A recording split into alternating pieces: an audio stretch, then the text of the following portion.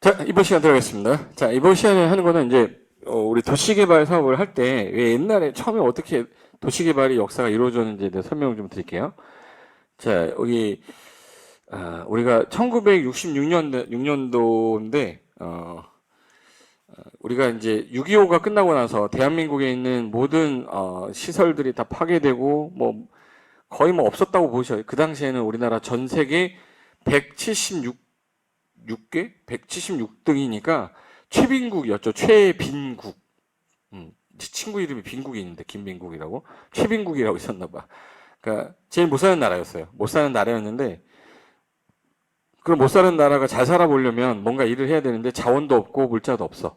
근데 사람들이 이제 또 손은 있죠. 또 이게 이 손가락은 또 이게 또 우리나라 사람들이 잘하잖아. 그래서 그때 공장도 설립하고 막 하자 해서 그때 당시 베트남이 지금 하고 필리핀 사람들이 하던 일을 우리가 했었단 말이에요. 그 당시에. 필리핀이 우리나라보다 더 잘 살았던 건 아시죠?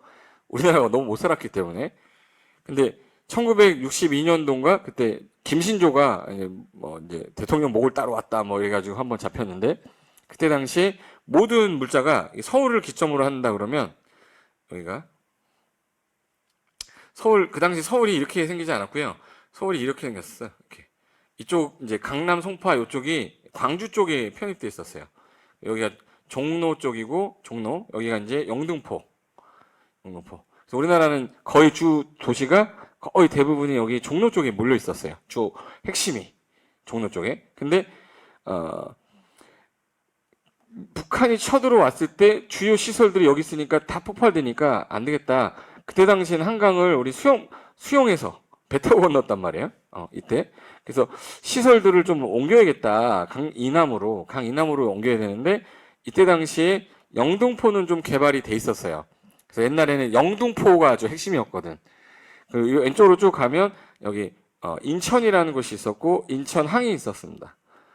개항되고 여기 공장들이 막 생기면서 공장에서 물건 사면 경인고속도 타고 인천항에서 이제 배 타고 보냈거든요. 그러다 보니까 이제 서울이 이렇게 돼 있었었는데 요 그때 당시 여기다가 여기다 대교를 좀 놔가지고 만약 혹시라도 이제 서울 시민들이 유사 때 왔을 때 여기로 넘어왔다가 이걸 폭파시켜 버리면 나중에 북한군이 들어올 때 좀 좀 못 들어오지 않겠냐. 그래서 그때 유사시 도강용 교량 건설하고 그러다 보니까 이쪽을 개발할 필요가 좀 생긴 거예요. 그래서 이쪽을 좀 개발을 해야겠다 하면서 여기 서울로 편입을 시켰죠. 서울로 편입을 시키면서 그때 당시 여기 성동구였어. 성동구였다가 요거를 나눴죠. 이렇게 강동, 송파 그리고 여기 강남, 서초 이렇게 나눠졌는데 여기를 그때 당시 영등포잖아요. 영등포의 이게 동서남북이잖아요. 그래서 영등포의 동쪽이다 해서 영동지구라고 그랬어요. 영동지구 개발한다는 게 이게 강남 개발이었습니다. 그래서 여기를 토지구획 정리사업한 게 우리 그 당시에 처음 도시개발 사업의 원조예요. 영동지구라는 영동이라고 그러면 영등포 동쪽인데 영동이라는 게 그냥 나온 게 아니라 그러면 이게 결과적으로 이제 강남의 개발을 촉진하는 계기가 된 거고 이 도로가 나왔죠. 그래서 여기가 남산이에요. 남산. 그리고 이제 여기 넘어가면 이쪽에 이제 강남 이남이죠. 그래서 요게 그 제3 한강교라고 들어봤죠. 강물은 흘러갑니다. 제3 한강교 밑을 이거 뭐예요? 누가 부른 거죠? 혜은이가 불렀는데. 지금 현재 한남대교입니다. 제2 한강교가 양화대교인가? 그리고 이제 제3 한강교가 그때 당시 이제 한남대교인데 한남대교부터 시작해서 나오는 게 경부고속도로예요. 그럼 여기 이 경부고속도로라는 거를 왜 개발을 했냐면 이 건설하게 된 촉발된 계기가 그때 당시에 우리가 알고 있는 그 우리나라가 1960년인가? 1960년. 1962년인가? 이때가 독일이 이제 서독이 있고 동독이 있었어요. 동독이 있는데 서독이 더 잘 살았죠? 동독이 북한으로 보시면 서독이 남한으로 보시면 돼. 그때 당시에 서독 총리가 우리나라 왔을 때 귀빈 대접을 되게 잘했어요. 되게 잘해가지고 엄청나게 이제 그 뭐라 그러죠?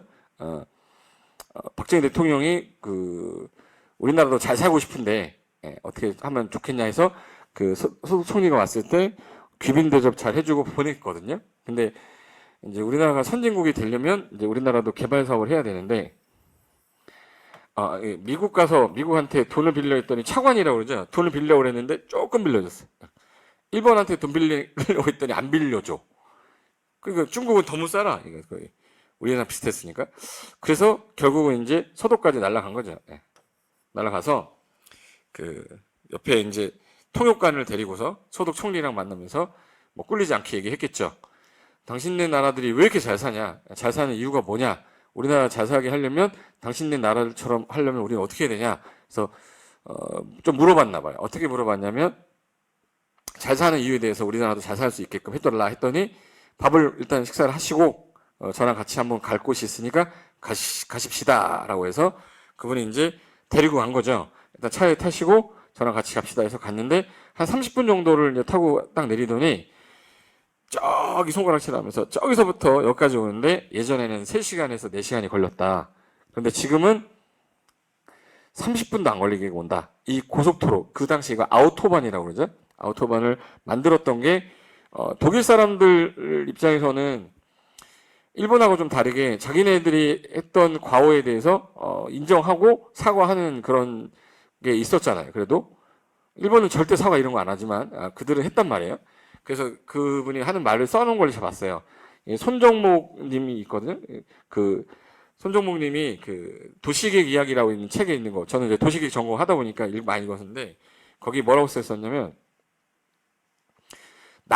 그러니까 히틀러가 군사 목적으로 물자 수송하려고 만들었던 고속도로인데 그 당시 그 목적이었던 거는 좀 창피스러운 일인데 그것으로 인하여 산업 발달에 있어서 너무 도움이 됐다. 물자 수송이 빨라지니까 물건의 가격을 낮출 수 있고 단가를 낮추게 되니까 수출이 잘 되는 거예요. 어떤 수익률이 높아지는 거지. 그런데 내가 갔던 한국은 산밖에 없었다.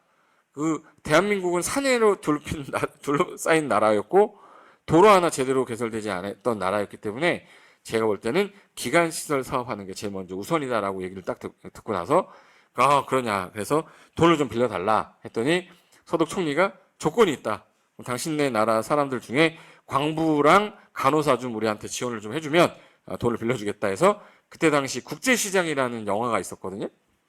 그때 나오는 게 김윤진이라는 배우가 간호사 역할로 나왔고요. 광부 역할을 황정민이 했었어요. 그 맨 처음에 배에서 막 떠나는 거 있죠. 그 파독이라고 해서 독일로 막 이렇게 보냈던 거기서 이제 사랑이 싹트면서 결혼한 나오는 거잖아요. 그래서 간호사들이 무슨 일을 했냐면 시체 닦는 일을 했어요. 그러니까 독일에서 제일 싫어하는 일 중에 하나가 그 일이었고 광부 일을 제일 싫어했어요. 근데 그걸 우리나라가 했던 거예요. 가서 대신에 이제 돈을 빌렸죠. 그래서 이제 박정희 대통령이 한참 뒤에 갔을 때 그 국민들이 그렇게 일하는 걸 보면서 너무 이제 마음이 아파서 많이 울었나 봐. 이제 여사님께서도 많이 울면서 이렇게 우리나라를 도와줬으니 우리나라를 발전시키기 위해서 저희가 제일 먼저 한 게 경부고속도로 까겠대요. 그래서 여기 한남대교 나와서부터 쭉 내려와서 수원 지나서 평택 지나서 이렇게 해서 울산에서 여기까지 경부고속도로를 그때 깔면서 자금이 필요하잖아요. 그래서 오른쪽에 있는 지역을 싹 밀어서 구획 정리를 한 거야. 그 중에 채비지라는 게 있었어요. 채비지. 이 채비지를 국가가 이제 팔아가지고 사업비용 충당을 한 거죠. 그래서 여기 주변이 우리나라 신도시가 계속 생긴 촉발 계기가 된 거죠. 그래서 경부고속도로 라인으로 한 1,800배가 토지 가격이 올랐다고 합니다. 그리고 이 광남 지역이 토지구획 정리 사업을 하게 된 계기가 됐었고 66년도에 그리고 그 당시에 이제 1900 경부고속도로를 이제 설치하려고 이제 박정희 대통령이 불렀겠죠. 그래서 불러가지고 3명이 들어왔대요. 3명이 들어왔는데 첫 번째로 들어온 사람이 국방부 장관 그리고 그 당시에는 경제부 장관 지금 기획재정부인데 그때는 재정경제부 장관 그다음에 이제 건설회사 현대건설 사장이 누구예요? 회장 그때 정주영 회장. 그래서 여기 3명이 들어와서 경부고속도로를 설치하고 싶은데 예산이 얼마인지 책정을 해봐라. 그래서 했더니 역시 정주영 회장은 돈을 너무 많이 불렀고 그리고 오히려 그 재정경제부 장관은 오히려 더 많이 불렀어요. 그래가지고 안 되겠다. 그래서 국방부 장관하고 얘기를 해서 다 나가. 그래서 둘이서 이제 짜고 그럼 군인을 시키자. 그래서 3교대로 작업을 해서 전 세계 아시아권에서 가장 긴 거리를 가장 단시간에 만든 고속도로가 경부고속도로라고 하더라고요. 그래서 이게 1970년 7월 7일 날 완공이 됐거든요. 예. 이게 7월 7일이 된 이유가 공사하다가 한번 여기서 폭파가 돼가지고 77명이 그때 사고로 돌아가셨대요. 그래서 위령비 만들면서 77명을 기리기 위해서 7월 7일 날 그때 준공식을 아마 했던 것 같아요. 그래서 이게 서울 부산 간 경부고속도로에서 7월 7일 개통이 이렇게 돼 있었어서 거기 있던 내용이니까 설명을 드린 거예요. 예. 그럼 이제 여기저기 개발이 될 때 이 강남구잖아 현재. 이 강남구가 그 당시 이게 테헤란로거든요. 테헤란로. 이란의 수도라고 들어봤죠? 이란하고 이제 했을 때 이란에 가면 서울로가 있듯이 우리나라에는 이제 테헤란로가 있는데 여기 테헤란로고요. 여기 강남이고요. 여기가 탄천인데 여기가 롯데월드 있는데 송파구 쪽이고 이때 배 타고 지나갔었습니다. 요게 1970년대예요. 이 불과 50년 전이죠, 이제. 그 지역을 토지구획 정리를 한 거야, 이렇게. 이게 이제 구획 정리만 됐고 건물 안 졌죠. 이게 도시개발사 원조인 거예요. 그래서 요때 당시에 큰 도로는 되게 넓은데 이걸 쪼개다 보니까 강남은 특이하게 구획 정리 되게 잘 돼 있는데 요 안에 있는 도로는 되게 좁아요. 그래서 큰 도로는 되게 넓은데 안에만 들어가면은 차가 엄청나게 도로가 좁아가지고 문제가 발생했던 그런 것도 좀 있어. 그 당시에는 차가 되게 많을 거라고 상상을 못했기 때문에 이렇게 돼 있었고 여기가 이제 그 한강이죠. 한강 수영하고 있는 사람도 보이네. 그래서 여기 영등포 동쪽을 어떻게 토지구획 정리할 거냐 그때 나왔던 법이 토지구획 정리사업법이었고 여기 지역을 포크레인을 밀고 있는 겁니다. 됐고 여기가 이제 여기가 국기원입니다. 국기원이고 역삼 국기원이고 이쪽이 이제 그 강남 사거리 쪽이고 다 밀었죠. 지금은 상상할 수도 없는데 이게 코엑스 자리예요. 코엑스 자리고 아이파크 쪽 모습입니다. 그리고 여기가 이제 잠실이거든요. 뽕밭인데 여기 이제 잠실 막 아파트 단지 막 집어넣었을 때요. 여기가.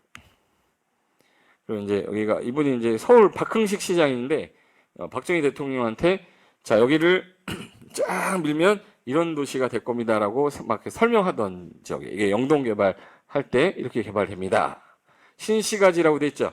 무슨 시가지 무슨 또 단지 여기 이제 도시 개발 사업이 됐죠. 그래서 여기 이제 토지구획 정리하면서 강남 개발을 했는데 여기 강남구하고 서초구 일대가 토지구획 예정지로 된 거예요. 이게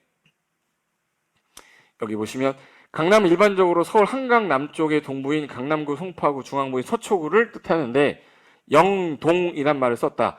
영등포 동쪽이라고. 그래서 영등포 동쪽이라는 뜻이고 1973년에 일대를 토지구획 정리사업하면서 영동 출장소가 생겼고 경기도 광주 시흥에 편입돼 있었어요. 강남이 광주였단 말이에요. 그게 63년 1월 1일자에 있었던 거를 강남에 인구가 많이 들어서니까 여기를 이제 농촌 마을인데 이 서울 인구가 너무 늘어나니까 66년도에 여기를 편입시키면서 강남구 서초구로 만든 거죠. 그래서 그때 68년도에 경부고속도로 착공해서 70년도에 제가 7월 7일 날 끝냈다 했잖아요. 되게 빨리 끝냈죠. 그러다 보니까 이제 보수공사 많이 했지. 영동 1지구가 왼쪽. 그래서 1지구, 그 다음에 70년에 2지구 들어가면서 대치동, 삼성동, 청담동이 이제 2지구였습니다.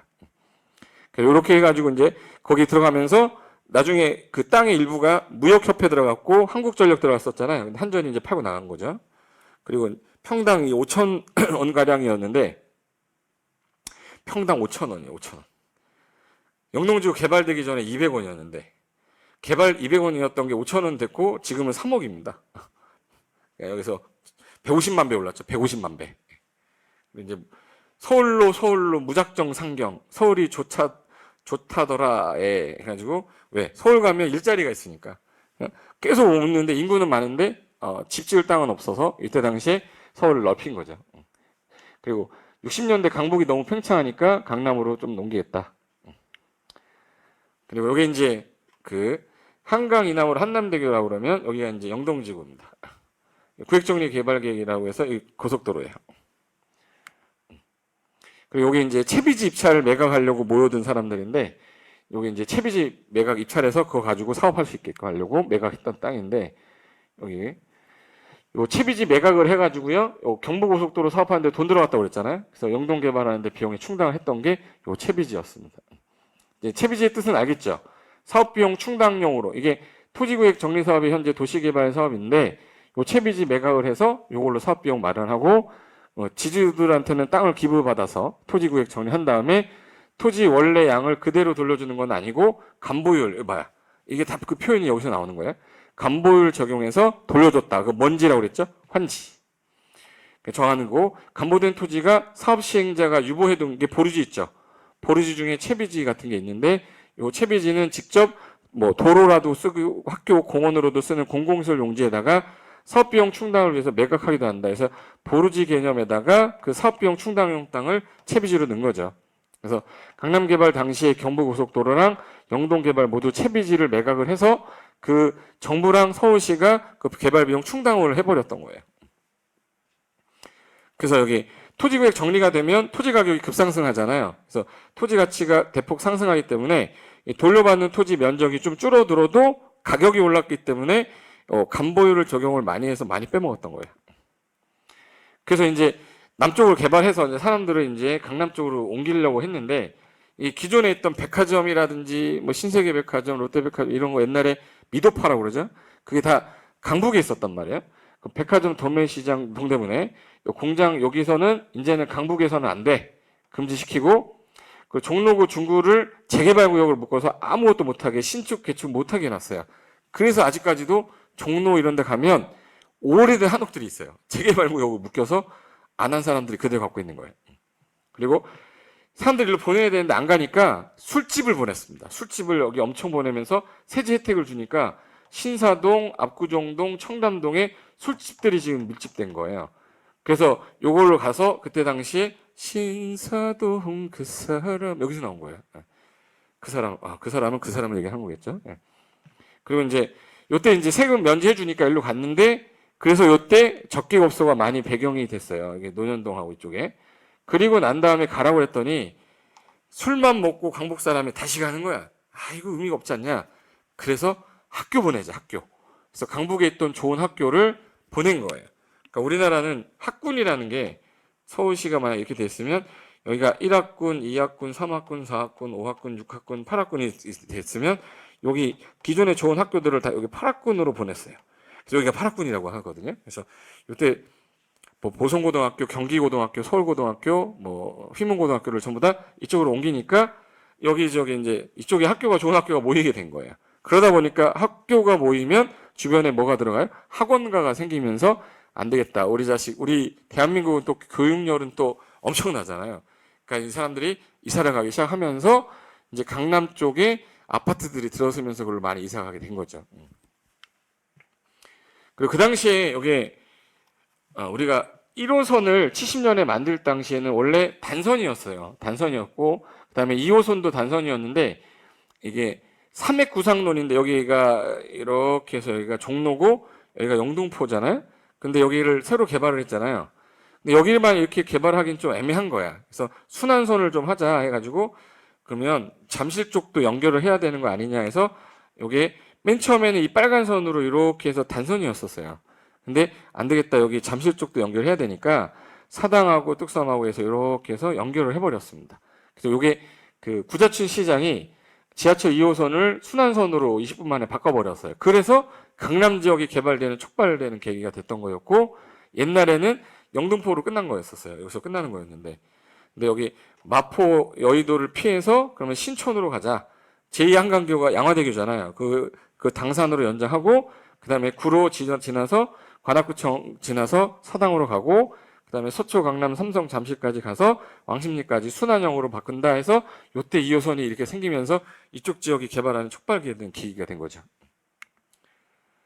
그리고 이제 잠실도라고 해서 잠실이 원래는 섬이었는데 요 잠실도라는 섬을 매립을 한 거죠. 매립을 하면서 잠실이 된 건데 잠실이 이제 돼버렸죠. 그리고 이제 여기 잠실 쪽에다가 뭘 갖다 줬냐면 시형 아파트 같은 거. 그때 동대문 운동장만 가지고서는 이게 아시아 우리가 1970년대가 72년인가? 요때 아시안 게임을 하기로 했었는데 아시안 게임을 하려고 했는데 돈이 없어가지고 경기장이 없었거든요. 그래가지고 요때 우리가 못했어요. 그래서 못해서 전에 개최지로 다시 가고 우리 벌금 냈었어요. 그러다가 88년 아시안 게임하고 88 올림픽 요거 준비하려고 여기 지역에다가 잠실지구에다가 종합운동장 대규모 체육공원을 만들라 해가지고 여기 지역에 이제 여기 운동장이 들어가면서 이 운동장 주변에 외국인들 오면 집 지어야 되죠. 그래서 올림픽 아파트가 들어갔어요. 올림픽. 그래서 아시아 선수촌 아파트라고 그러죠. 그래서 한국의 수도 서울에 갖기로 결의가 됐어. 70년에 그때 70년에 했다가 그때 못했죠. 그래서 여기 86으로 다시 돌아온 건데 그때 당시에 이제 여기다가 이제 막 지어놓은 게 저층 아파트 단지를 엄청 지어놨어요. 이렇게 지어놨던 거고 반포 주공이죠. 그리고 이 오른쪽은 이제 현대 아파트예요. 압구정의 현대 아파트. 그리고 이제 그 대치동 쪽에다가 이제 음마아파트 졌는데 음마아파트 바로 앞에가 음집이 있었어요. 그 당시 요게 평당 가격이 68만 원이었으니까 30평이면은 7322 2천만 원 정도 했네. 그러니까 아파트가 2천만 원이었는데 지금은 이제 20억이죠. 20억. 영동 음마아파트 타운 이렇게 했네. 웅장하고 쾌적한 환경의 음마타운 입주를 진심으로 환영합니다. 그래서 여기 융자금 다 포함해서 평당 68만 원에 분양합니다. 그래서 총 4,242대 중에서 1차 분양, 2차 분양해서 그때 당시에 이제 4회까지 중도금하고 잔금 치르고 실부담금 얼마다 이렇게 했던 건데 이게 이제 그 당시 자료예요. 자, 이건 뭐냐면 딱 보니까 뭐 같으세요? 계란 후라이입니다. 계란 후라이. 계란 후라이인데 이거 뭐죠? 이거 뭐라고 그러죠, 이거? 노른자. 현재 서울의 노른자는 어디예요? 여기죠. 좀 나 이 그림 너무 신기해서 제가 해온 건데. 여기가 지금 현재 종로면, 여기가 여의도, 여기 강남. 그래서 우리가 3도심이라고 해요. 그래서 종로는 CH라서 CBD라고 하고, 여의도는 Y죠. 그래서 YBD라고 그러고, 강남은 G라서 GBD에서 현재 3도심으로 서울시 도시기본계획 2030 플랜에 3도심으로 돼 있어요. 근데 그때 당시 여기 서울이 아니었는데 그래서 노른자위라고 했는데 제가 이거를 단어 풀이를 보려고 네이버 사전에 들어갔더니 노른자위 해놓고 사물의 핵심이 되는 곳 이렇게 써 있더라고요. 사례로 뭐가 써 있냐면 여복의 젊은이 이 동네 노른자위가 어느 몇쯤인가 이렇게 써 있더라고요. 이 동네의 핵심이 되는 곳이 노른자위 땅이 어디냐 이거 물어보는 거더라고요. 이게 송파, 강남, 서초인데 강남 3구잖아요. 그게 대한민국의 그 전라북도, 남도, 충청북남도를 다 더해도 여기보다 싸다는 거예요. 토지 가격이. 2011년 기준으로 봤을 때 강남 3구가 전국토의 0.1%밖에 안 되지만 총액은 365조로 전라남북도, 충청남북도를 더한 것보다 얘가 더 비싸요. 아니면 경상남북도, 강원도 더한 것보다.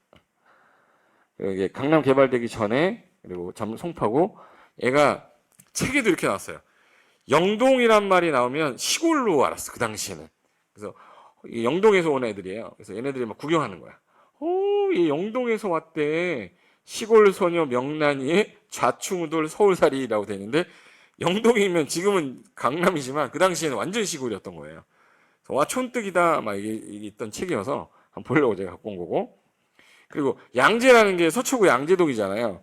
그 당시에 이제 서울이 아니었죠. 광주였기 때문에 외지에서 한양을 올라갈 때 서울 올라가기 전에 이제 배를 타야 돼요. 배 타기 전에 말을 좀 쉬게끔 해준다고 해서 야 좀 쉬었다 가자 해서 말죽 좀 끓여줘라 해서 말죽거리에서 말죽 끓여라 해서 말죽거리가 양재동입니다. 양재 그러면 이제 양재가 이제 말죽 끓여준다 해서 옛날에는 죽을 끓여 먹이던 곳에서 말죽거리라고 불렸는데 그걸 이제 말죽거리 잔혹사 있죠. 거기에요. 그래서 여기 영동 신시가지 개발 사업 이게 토지구획 정비 사업 즉 도시개발 사업입니다. 그리고 이제 그 당시에 공무원 월급이 60년대 중반만 해도 1만 원인데 쌀 한 가마가 5천 원일 때였었어요. 담배 한 갑이 50원. 근데 땅값이 평당 200원인지 여기에. 담배를 만약에 4갑 가지고 한 평을 샀었어요. 담배 한 보루면 몇 평을 사는 거죠. 그러면 그 정도 땅값이 싸던 거예요. 그 당시에 여기 강남 개발 하나도 안 돼 있죠. 논밭이고 강북이에요. 72년도에. 확실히 서울광장 주변은 개발이 많이 돼 있었던 지역이었고 그리고 여기 보시면 평당 200원인데 지금 2004년에 평당 1억이죠. 2020년에 지금 3억입니다. 100원짜리 동전을 그때 발행할 때 기준 잡았을 때 자, 짜장면이 100원인데 지금 5,000원이잖아요. 그럼 50배가 오른 거죠. 50배. 50배가 올랐는데 땅값은 지금 50만 배지만 지금은 150만 배예요. 그때 당시 여기 땅을 샀어야 되는데. 그죠? 여기까지만 할게요. 그래서 옛날에는 여기까지가 이제 한양 1394년도에 73년도에는 여기 성동구로 편입돼 있다가 여기 쪼개진 거죠. 이렇게 쪼개진 거. 지금 서초, 강남, 송파, 강동 여기 강남 3구가 된 거고 63년도에는 여기까지. 그럼 현재는 대한민국은 여기 인구가 제일 많이 몰려 사는 곳이 이제 여기 송파구예요. 송파구가 제일 많고 그다음에 이제 강남, 그다음에 여기 어디 있어? 강서, 강동, 그다음에 노원이 인구가 좀 많이 삽니다. 지금 현재 우리가 강남하고 강북을 따질 때 보통 강북 아파트 가격의 2배라고 그랬는데 지금은 2.5배에서 3배로 됐어요. 17년도만 해도 여기 강북의 아파트 평당 가격이 2천만 원이면 서울 아파트가 강남은 4,500이니까 2배 정도가 됐었잖아요. 근데 지금은 많이 올라서 얘는 현재 3배 정도까지 2.5배에서. 그래서 강남 불패라고 했는데 가격 올라가는 거 보면 2000년대부터는 급상승 해버렸지.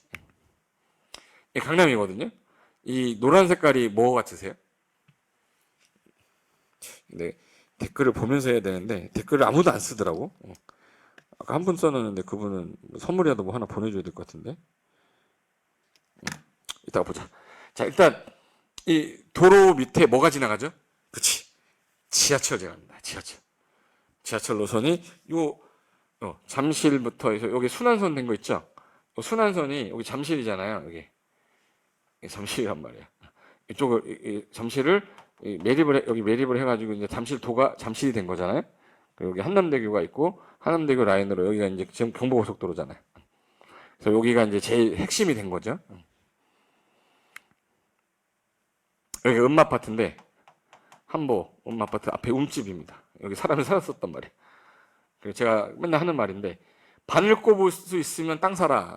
공법의 신이 하는 얘기입니다. 공법의 신님께서 제가 옛날에 토지책 쓸 때 썼던 건데 저도 이제 여기저기 땅을 사놨는데 땅을 살 때는 그 땅이 어떤 값어치가 있고 앞으로 어떻게 될 거냐 이게 다 계획에 써 있어요. 영동지구 개발 계획을 봤던 사람은 영동지구 땅을 안 살 수가 없는 거고 판교 신도시 개발 계획을 봤으면 판교의 제2판교, 제3판교에 있는 땅을 안 살 수가 없는 거예요. 여기 지금 현재 강남 4거리인데 이게 70년대 강남 4거리입니다. 여기가 지금 현재 이렇게 돼가지고 이쪽에 뱅뱅 4거리고 역삼 무역센터 있죠. 그 무역센터 있는 데고 지금 이거 다 줬죠? 지금 현재 얘네들 주변에 아무것도 없는데 여기 전부 다 건물 들어섰어요. 여기가 평당 3억 하는 동네입니다. 이 건너편이 이제 한전이고요. 여기 보시면 이렇게 돼 있지. 그리고 집값은 떨어져도 땅값은 오른다 이 말이 뭐냐면 땅 가격은 꾸준히 올랐는데 집값은 등락이 있었어요. 보시면 집값 변동률인데 자 울산 같은 경우는 마이너스잖아 지금. 근데 울산 충북 전부 다 땅값은 다 올랐어요. 3%. 그러니까 토지 가격은 항상 오른다라는 겁니다. 땅의 수익률이 아파트하고 천지 차이다 이 말이 뭐냐면 강남의 테일안로라는 땅하고 압구정의 현대아파트를 한번 비교를 한번 해봤어요. 제가 그냥 옛날에 뭐 실무 과정에서 한번 했던 건데 강남 개발될 때 1970년대 땅이 평당 가격이 4만 원이었다. 70년대. 근데 지금 테일안로 주변 땅값이 2009년에 1억이고 지금 11년에 주변이 3억 정도 돼요. 3억도 넘었지. 그리고 그 외 지역은 1억 1억 5천인데 결론은 평균적으로 잡아도 2,500배. 그러니까 2,500배가 올랐는데 최고 아파트 압구정의 현대아파트가 평당 44만 원에 분양했는데 현재 한 6천 정도 하거든요. 그래서 130배. 즉 2,500배 땅값 오를 때 아파트는 130배 올랐다. 누가 더 많이 올랐다는 얘기예요? 땅값이 많이 올랐어요. 2,500배니까 20분의 1이네. 20분의 1. 그래서 아파트하고 투자 상품의 수익률이 연간으로 따지면 수익률이 이렇게 되는데 땅 같은 역세권 주변의 수익률은 200에서 300%인데 아파트는 50%대였었어요. 여지껏 보시면 그럼 결론은 토지로 나중에 넘어가는 거예요. 그래서 제가 아직도 토지 쪽만 주로 하는 게 저도 이제 투자를 한다거나 개발하려면 땅이 있어야 되거든요. 원재료가 제대로 돼 있으면 그에 대한 부가가치는 원재료가 없고 가는 거기 때문에 여기도 이제 용인 땅하고 강남 대치동 아파트를 비교한 건데 상현동 땅인데 용인시에 IMF 끝났을 때 당시에 논이 15만 원이었는데 지금은 한 500만 원 정도 해요. 그러니까 집가 30배가 올랐어. 완전 생시골이었는데. 근데 대치동 아파트가 그때 당시에 이제 지금 2억 6천만 원인데 15억 됐으니까 6배야. 결론은 대치동 아파트하고 용인시 상현동 땅 누가 상승률이 더 높냐? 당연히 여기가 상현동 땅이 수익률이 훨씬 높았죠. 시골이어도. 왜? 용인시 저기가 개발될 거라고 생각을 못했으니까. 그러면 물어볼게요. 자, 여기가 개발이 되고 대치동의 아파트가 져지고 잠실의 아파트가 져지고 강북에 있는 집들이 오래됐어요. 30년에서 40년이 지났습니다. 그럼 이제 슬슬 뭐가 됐냐면 건축물이 뭐가 됐겠네? 노후화된 겁니다. 그래서 거기 교과서에 있는 207페이지부터는 시행에 관련된 거니까 참고로 이거 나중에 기본서 보면 제가 설명드릴 거고요. 정비법으로 가시면 정비법은 페이지가 몇 페이지냐면 여기 있다. 276페이지 가볼게요. 거기 얘가 나온 배경 설명드릴게요. 자, 40년이 흘렀다. 자, 97년도면 우리가 1977년도, 76년도가 잠실의 시형 아파트가 짓고 나서 몇 년 지난 거죠? 20년 지났죠. 옛날에는 콘크리트 내구 연한이 지금은 40년이지만 옛날에는 기술력이 이렇게 좋지 않았기 때문에 그때는 한 20년 정도 봤었어요. 그럼 슬슬 건물이 오래됐으니까 새로 질 때 됐죠. 이제 슬슬 재건축할 때가 된 거라. 그래서 97년도 IMF 터지면서 경기 안 좋아지고 하면서 부동산 경기가 안 좋아졌을 때 99년도, 2000년도에 경기 상승 막 시키려고 재개발, 재건축이 엄청 활성화됐었어요. 그리고 97년 이후에 10년이 지나고 나서 부동산 경기 좋아지니까 한 번 또 왔어. 10년 주기설이죠. 그래서 부동산 경기가 좋아졌다가 2008년도에 서프라임 모기지 오면서 또 떨어졌다가 또 올라갔다 내려갔다 이렇게 하는 건데 지금은 2018년도까지는 서울 아파트 가격 계속 올라왔잖아요. 그래서 문재인 정부에서 또 과열이 되니까 규제한 거고. 그러니까 한 10년 보통 10년 주기죠. 10년 주기로 계속 부동산 상승하고 줄어들고 상승하고 줄어들고 했는데 그 당시에 투기과열지구니 재개발 재건축 규제를 강화한 이유가 부동산 경기가 너무 화랑이니까 규제해야 될 거 아니에요? 이러면서 재개발 재건축의 개념이 옛날에는 오래된 집이니까 오래됐으니까 철거하고 새로 짓자 이렇게 했는데 수익이 좀 안 나오면 사업을 못 하죠. 그런데 수익이 많이 나오니까 사람들이 이걸 투자라고 했는데 이게 돈이 되니까 너도 나도 계속 이거 나는 이거 해야겠다 하니까 나중에는 투기로 바뀌었어요. 투기로 바뀌니까 규제를 하기 시작한 거죠. 그래서 정비사업이라는 취지는 뭐였냐면 도시개발 사업이 끝나고 10년, 20년, 30년이 지나니까 노후불량 건축물이 밀집된 지역이 나타나서 재개발을 하겠다, 재건축을 하겠다, 주거환경 개선하겠다 했는데 요 지역만 섹터만 하다 보니까 나중에 가니까 이게 너무 조그만 곳만 되니까 안 되겠다 해서 광역 재개발하자라고 해서 2003년도에 서울시 시장이었던 이명박 시장이 그 당시에 청계천을 한번 성공하고 나니까 이번에는 뉴타운 한번 해보겠다 해가지고 엄청 유명해진 거죠. 뉴타운이라는 게 자 보세요. 강남 같은 경우는 송파 쪽에는 거여마천하고 강동에 요거 빼고는 없어요. 뉴타운이. 여기 보시면 보라 색깔로 되어 있는 놈이 있는데 여기 이제 1차 뉴타운이라고 해서 우리 뉴타운 그러면은 기존에 있던 조그만 재개발을 9개에서 10개를 하나로 묶어가지고 광역 재개발을 해서 강남 같은 대규모의 소규모 신도시를 만들겠다. 광역 재개발 해가지고 뉴타운이라고 했습니다.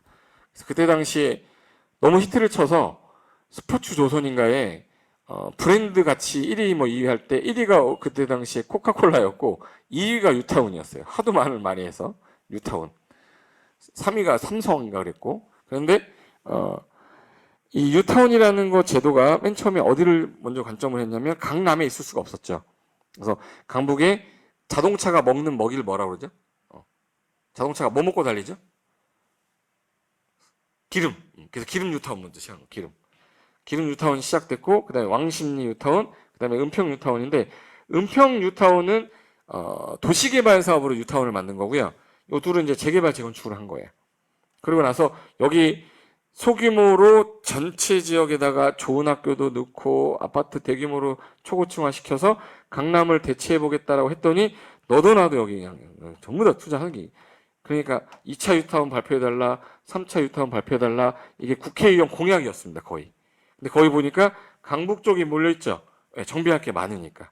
그리고 영등포 이쪽에는 보면 노량진, 신길, 흑석, 신림, 시흥, 가리봉, 신정, 그리고 방화뉴타운에서 요 정도만 있었고 오른쪽은 거의 없었어요. 그러다가 1차, 2차, 3차 뉴타운이 이게 서울시에서 이명박 시장이 만든 거다 보니까 서울시 조례로 갔어요.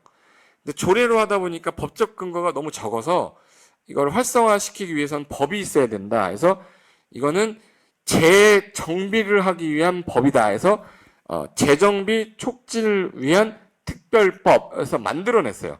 기존에 있던 정비법 빼고 재정비 촉진을 위한 법 해가지고 재정비 촉진법을 만들면서 재정비 촉진지구라고 명칭을 바꿨습니다. 그래서 뉴타운이라는 단어를 재정비 촉진지구로 바꾸게 됐어요. 그래서 우리나라 서울시를 오른쪽 강아지랑 왼쪽 강아지랑 짐 싣고 있다고 보시면 돼요. 서울시는.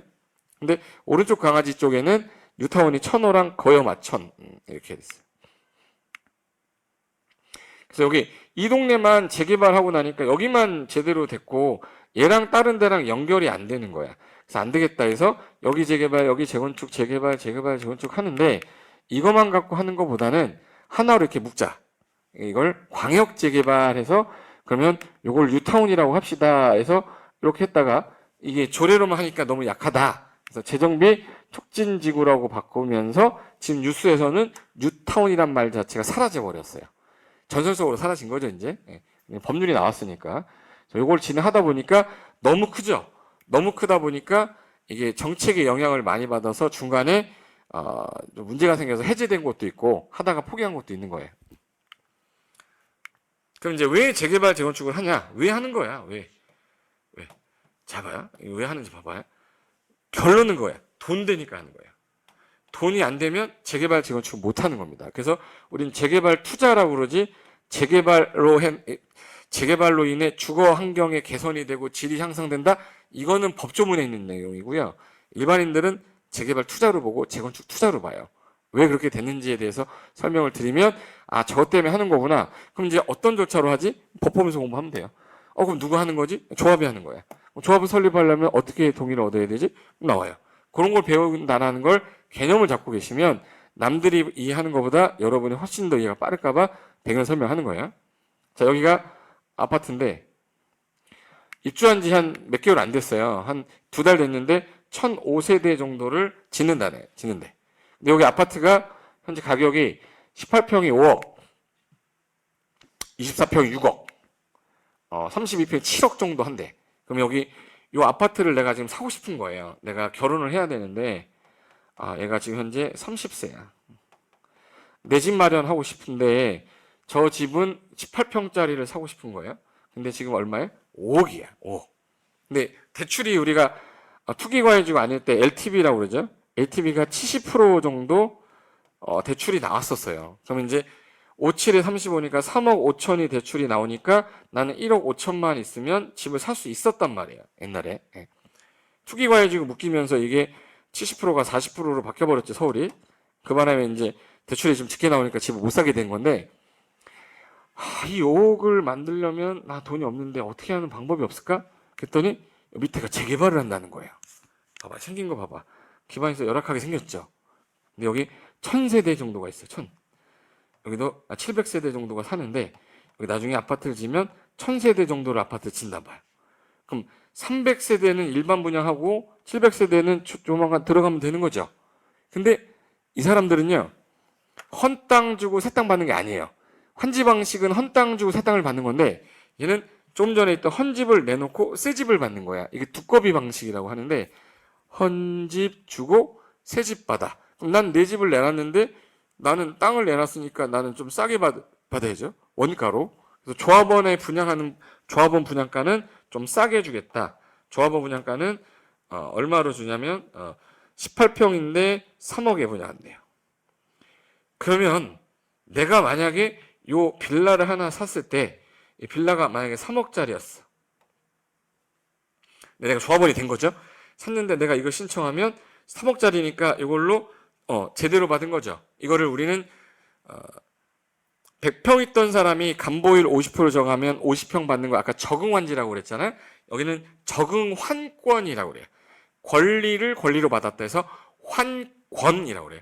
환권. 네. 근데 얘가 만약에 나는 24평짜리 받으려고 신청했다. 이거는 4억짜리니까 난 몇 억을 내야 되네요. 1억을 내놔야 돼요. 근데 이게 장점인 이유가 뭐냐면 300세대 일반 분양하죠. 일반 분양할 때 이거는 4억에 분양한대요. 18평짜리를. 그럼 내가 만약에 이걸 집을 팔더라도 최소 몇 억은 받아요? 4억. 그럼 얘는 청약을 넣어서 이걸 당첨받으면 4억 주고 살 수 있으니까 이 옆에 있는 5억짜리하고 거의 비슷하게 될 거니까 얘가. 그럼 프리미엄이 한 5억, 1억 정도 있는 거니까 청약 넣어야죠. 저거로 사는 것보다는 청약 넣는 게 낫죠. 그죠? 예. 근데 이거보다 더 싸게 사는 거야. 3억은. 그럼 난 이걸 사서 조합원이 돼서 분양받으면 나중에 5억에 팔 수 있으니까 프리미엄이 2억이 남는 거죠. 재개발 물건을 사서 투자를 하면 3억짜리 사서 5억짜리로 바뀌네. 2억의 프리미엄이 생기니까 투자 잘했다. 이런 말을 듣는 거예요, 사람들이. 그러면 여기 4억, 5억, 6억인데 만약에 통장이 없었어. 통장이 없으면 이걸 못 받죠. 그럼 뭘 사야 돼? 저걸 사야지. 근데 싸게 살 수 있는 건 재개발 구역 안에 토지나 건물을 사면 되지. 그러니까 여기서는 토지 소유자, 건축물 소유자, 지상권자를 토지 등 소유자라고 하고 이 법에서는 이 토지 등 소유자들이 모여서 조합을 설립을 하는 겁니다.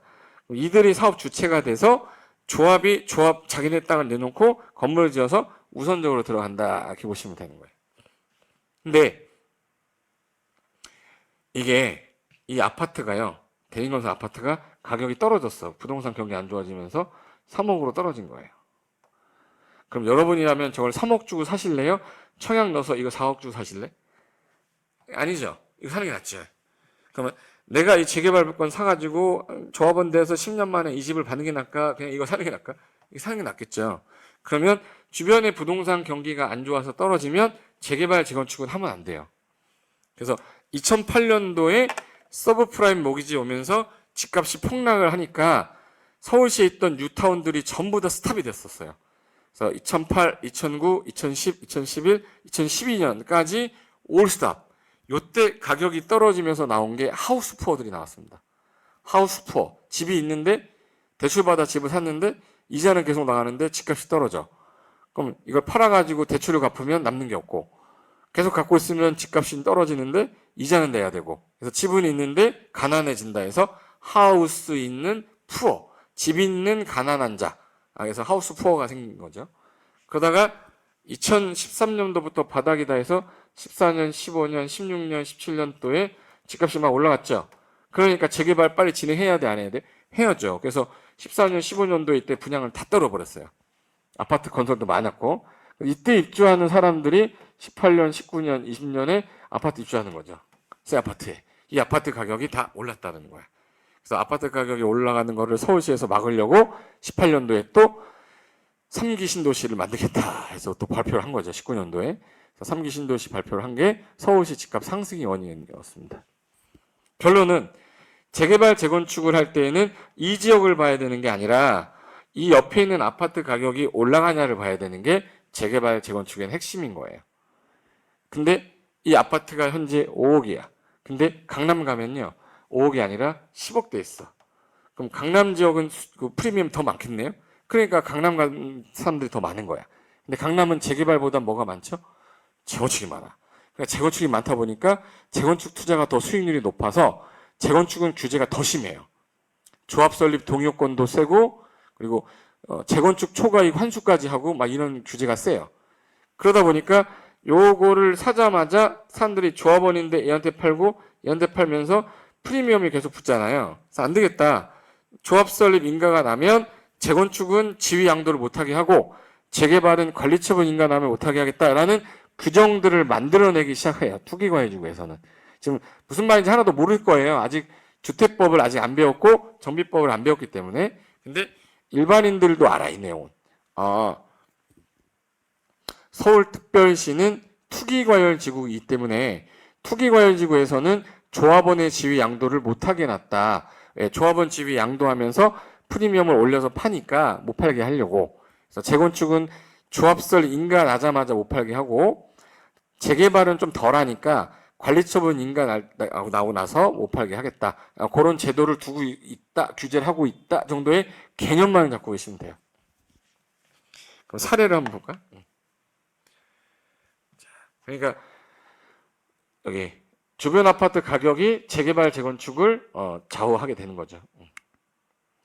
예전에 자 개발 사업이 재개발 정비 사업이 여기 주거환경 개선 사업, 재건축 사업 그리고 여기 주택 재개발, 도심 재개발, 공장 재개발 있다가 여기 하나로 도시환경 정비 사업으로 들어갔고요. 이 두 가지는 그리고 이제 주택 재개발 사업, 주택 재건축 사업, 주거환경 개선 사업, 도시환경 정비 사업 있다가 요게 또 재개발로 들어가 버렸어요. 그래서 지금 현재는 세 가지 사업으로 이제 줄었는데 도시개발 사업으로 여기를 구획 정리를 싹 했어요. 그래서 여기 정리 만들었어. 그리고 나서 이 오래된 건물들이 나타나기 시작한 거야. 3, 40년 지나니까. 그래서 3, 40년 지나고 나서 달동네, 기반시설이 양호한 지역, 열악한 지역, 상업공업 지역에서 안 되겠다. 정비해야겠다. 그래서 얘는 도시 지역에서, 얘는 비도시 지역에서 하는 게 도시개발 사업. 도심지 내에서 주상공에서 하는 게 정비사업이 된 거죠. 그래서 도시개발 사업과 정비사업은 도시 안에서 이루어지기 때문에 도시군계획 사업에 들어있는데 절차가 복잡하니까 정비법이라는 거를 또 하나 만든 거지. 그래서 이제 서울 강남 같은 경우는 자 기반시설 잘 돼 있죠. 그러니까 건물만 지어 철거하고 다시 지으면 되니까 무슨 사업 하는 거야? 재건축하는 거고. 이 기반시설 봐봐 이거. 열악하죠. 그럼 여기 싹 밀어야 되죠. 싹 밀고 다시 정비합시다. 개발 다시 하니까 뭐가 되는 거예요? 재개발. 그리고 공장 상가 재개발은 여기 재개발 사업으로 집어넣어 버렸고 달동네는 기반시설이 극히 열악하죠. 여기 지역은 니네들이 못하니 우리가 해주겠다. 주거환경 개선 사업에서 현재 재건축, 재개발, 주거환경 개선 사업 세 가지로 통일시켜 버렸어요. 그럼 이제 주거환경 개선 사업은 주로 뭐냐? 달동네 이런 동네야. 이런 동네에 있는 사람들이 모여서 사업하기가 좀 쉽지 않죠. 그래서 이 동네는 시에서 그냥 싹 밀어주겠다. 주거환경 개선 사업이라고 해요. 달동네 개선 사업. 난곡 지역인데 여기서 싹 수용한 다음에 대규모 아파트 지어놓은 거예요. 똑같은 위치에서 찍은 사진입니다. 그리고 기반시설이 약간 열악한 지역이니까 싹 밀어서 이렇게 만들겠다. 이건 이제 주택 재개발이었는데 여기 도시환경의 상업지역, 공업지역에서 하던 거를 여기다 넣어버리면서 주택이란 말을 빼서 현재는 재개발 사업이라고만 해요. 재개발 사업 안에는 주택, 상가, 공장이 다 들어있다 이렇게 하시면 돼. 개념이에요. 여기 기반시설 잘 돼 있어요. 얘랑 다르죠? 봐봐요. 얘는 이렇게 볼까? 여러 번 봐야지. 그 다음에 재건축은 잘 돼 있죠. 그럼 여기는 건물만 새로 집시다 해놓고 싹 높게 짓고 공원으로 쓰고 여기는 그 상업지역도 만들고 해가지고 하는 게 재건축 사업이다라고 보시면 되는데 제가 아까 도시개발 사업은 선 두 개 거라. 선 두 개 거서 토지개발 사업인데 정비사업은 기존에 노후된 건축물도 있고 땅도 있죠. 그래서 여기는 토지 소유자도 있고 건축물 소유자도 있고 지상권자도 있어서 여기 등이란 말을 썼어요. 등. 토지 소유자, 건축물 소유자, 지상권자인데 보통 우리 주거환경하고 재개발은 토지 소유자, 건축물 소유자, 지상권자 이 표현을 같이 하는데 재건축은 토지 등 소유자 할 때 이 아파트 단지에 자 301호를 갖고 있는 사람은 이 건물하고 대지 지분을 같이 갖고 있어야 되는 거죠. 철거한 다음에 이 지분에 맞춰서 주는 거기 때문에 건축물하고 부속 토지를 같이 가지고 있는 소유자여야 돼요. 그래서 건축물 및 그 부속 토지 소유자 이렇게 얘기합니다. 그러니까 건물만 갖고 있거나 토지만 갖고 있는 사람은 재건축은 못해요. 조합원이 안 되는 거예요. 그래서 여기 미시라는 거 조심하셔야 돼. 여기는 토지만 있는 사람, 건물만 있는 사람, 지상권자 다 토지 등 소유자라고 해서 가능한데, 재건축은 건축물에 딸려 있는 뭐를 같이 갖고 있어야 돼? 대지 지분을 같이 갖고 있어야 돼요. 그래서 이렇게 진행이 된다라는 것만 기억하시면 되고, 재개발 사례 보면서 제가 이제 사업의 세 가지 사업의 개념 자체는 똑같다라는 거 개념만 보고 이제 끝낼 거고요.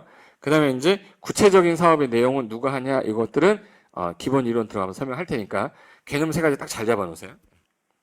자, 재개발이 여기 신흥 3구역이라고 해서 여기 성남이에요. 단대 오거리 있는 데인데, 여기 지역의 성남시에서 재개발 어디를 해야겠다라는 기본 계획을 짜야 돼. 정비 기본 계획을 짠 다음에 구체적으로 어디 할 건지 구역을 정해요.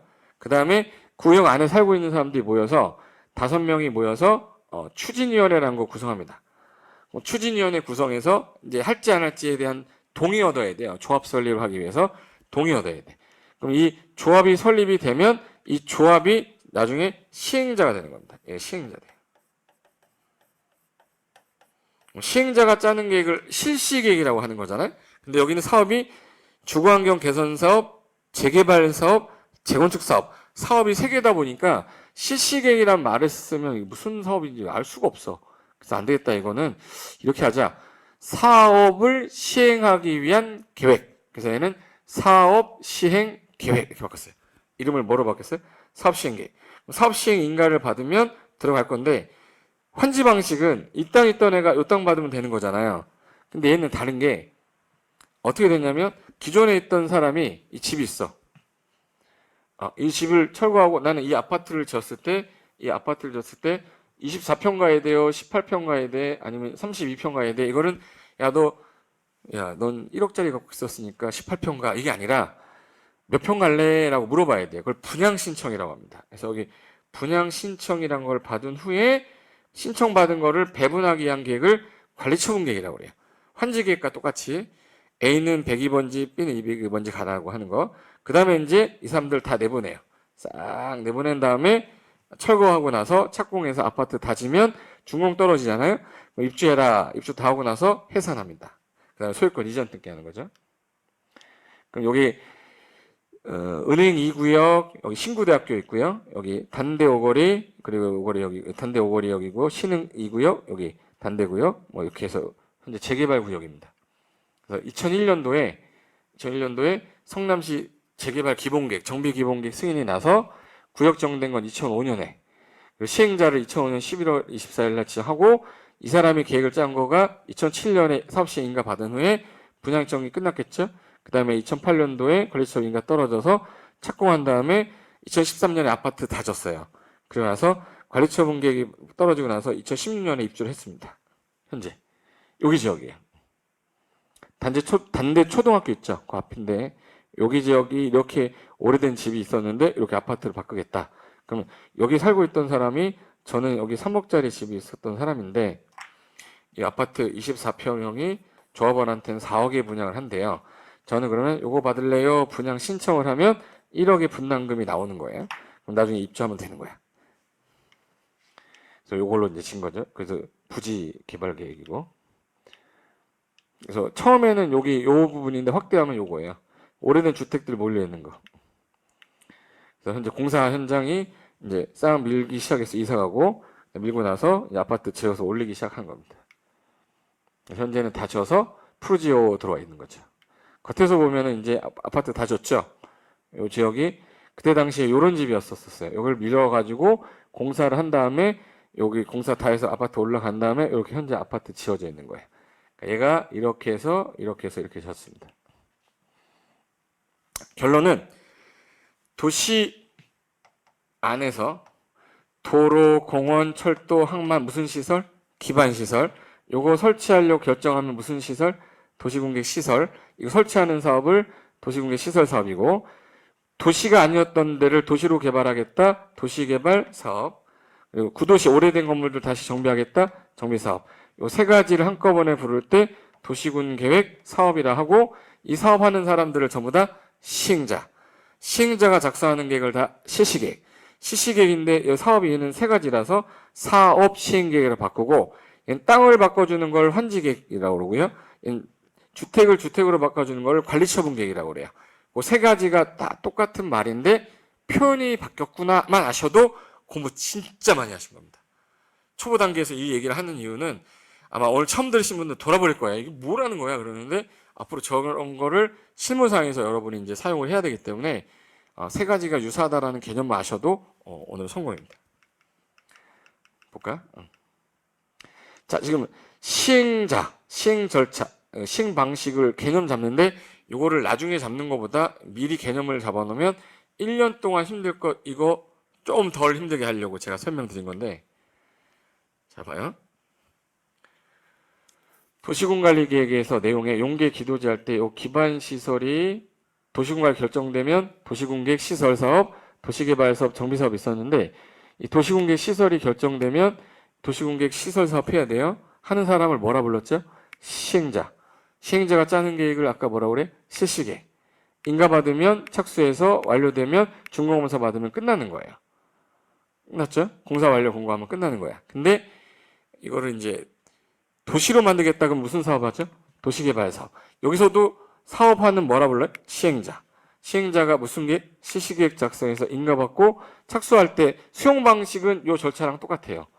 얘는 환지 방식은 무슨 계획이 하나 있다고 그랬죠? 환지계획. 환지 방식, 환지계획 작성해서 인가받고 착수한 다음에 완료되면 공사 완료 공고하고 준공검사 받아요. 그 다음에 환지계획에서 정한 대로 환지 다시 가져가라고 처분하면 다음날 소유권 이전이 자동으로 되고 환지 등기는 14일 안에 해라라는 규정이 나올 겁니다.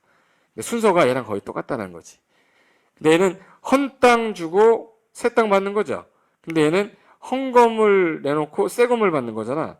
그럼 얘도 이제 시행자라고 하는데 사업이 세 가지다 보니까 사업 시행계획으로 바뀐 거고, 인가받고 난 다음에 얘는 자기 땅으로 가는 게 아니라 100일로 있다고 해서 100일로 다시 가는 게 아니라 내가 몇 평을 받을 건지 신청을 해야 되기 때문에 분양 신청이라는 게 있어요.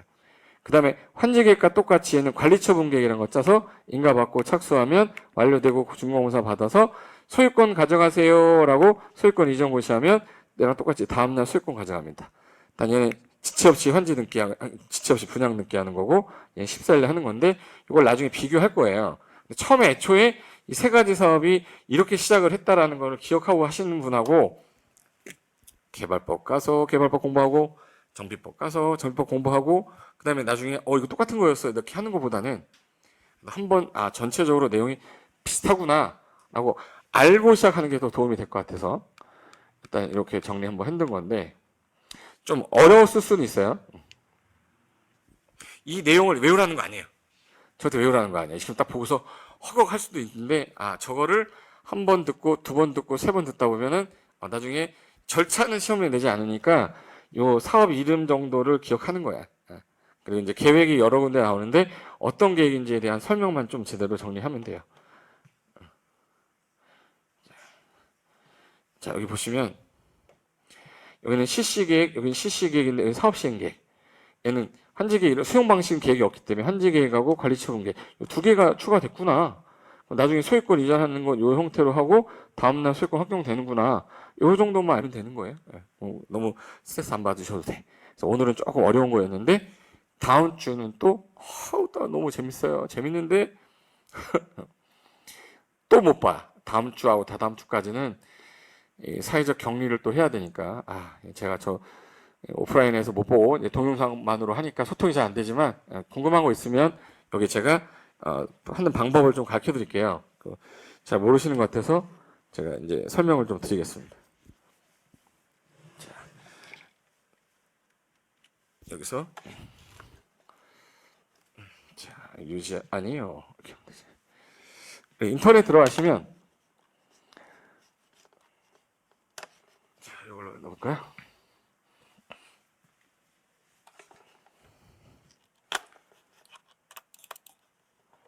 자, 여기 인터넷에 우리 메가랜드 인터넷 들어가시면 여기 메가랜드 공인중개사 해가지고 여기 나오죠?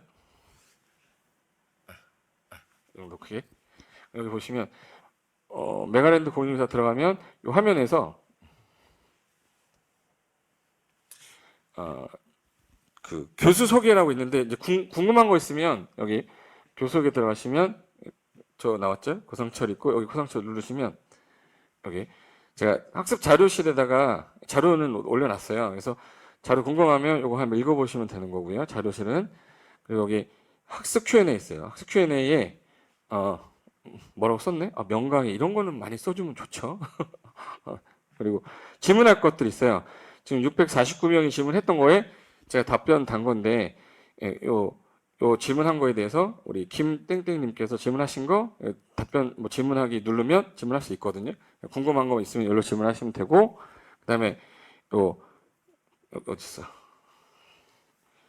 여기 수강후기 있죠. 수강후기는 누르시면 엔터 치면은 여기 작성자만 볼 수 있습니다. 로그인을 안 해서 이래요. 그럼 수강후기 가면 수강후기에 써는 거예요. 궁금한 거 있으면 쓰고 수강후기는 한 번씩 또 올려주고 하면 또 사람이 또 사람인지라 또 힘을 받아서 강의할 수도 있으니까 이런 것들은 많이 써주면 좋아요. 선생님 너무 멋있어요. 이런 거 안 써도 돼요. 안 써도 돼. 그리고 커리큘럼 어떻게 진행되는지 그리고 공지사항 있으면 여기 올라가고요. 그리고 이제 개설 강좌는 현재 제가 찍은 강의들이 뭐가 있는지에 대해서 여기서 찾는 거니까 이렇게 찾아서 보시면 되고요. 그리고 여기 제일 중요한 거는 학습 자료실 여기 들어가시면 제가 필요한 자료는 여기도 올릴 거고 그 PDF 파일로 올릴 거기 때문에 다운받으시면 프린트할 수 있게끔 해서 필요한 개정되는 자료가 있거나 체계도가 개정된 거 있으면 제가 다시 올릴 거거든요. 그래서 여기 있는 것들 활용하시면서 하시면 되는 겁니다. 되셨죠? 그래서 요건 이렇게 하시면 되고 그다음에 제 네이버 가면 제 카페가 있어요. 제 네이버 가면 카페 있는데 그 네이버에 고상철 치면 고상철의 카페라고 있어요. 그래서 여기 이 상태 보시면 여기 가면 여기다 고쌤 밴드라고 있거든요. 여기 들어가시면 밴드에서 궁금한 거 있으면 여기다가 질문해 주셔도 되고 제가 매일매일 문제를 내 가지고 숙제를 시키고 있는데 숙제는 이제 오늘 내가 공부한 것 중에서 좀 중요한 것들이 있으면 제가 노트에 좀 써봐라 라고 해서 노트에 써서 인증만 해서 올리시면 돼. 그거 제가 볼 때 한 300번 정도만 하시면 공법은 절대 안 떨어집니다.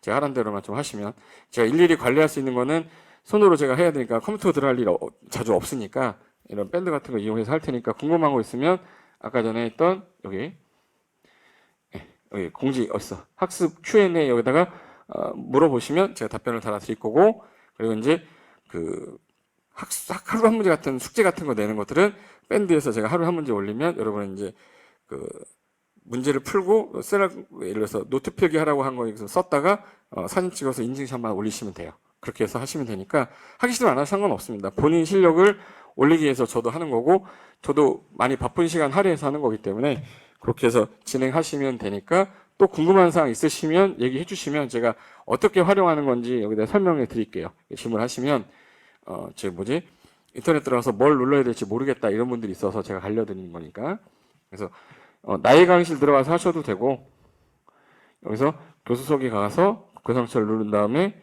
여기서 학습 Q&A에서 여기 질문하셔도 되고 아셨죠? 그리고 수강 후기는 꼭 남겨야 되고 아셨죠? 됐습니다. 오늘 코로나 때문에 많이 힘드실 텐데 오늘 건강하게 유지 잘하시고 다음 주 이 시간에 뵙겠습니다. 자 수고하셨고요. 다음 시간에 뵙겠습니다. 수고하셨습니다.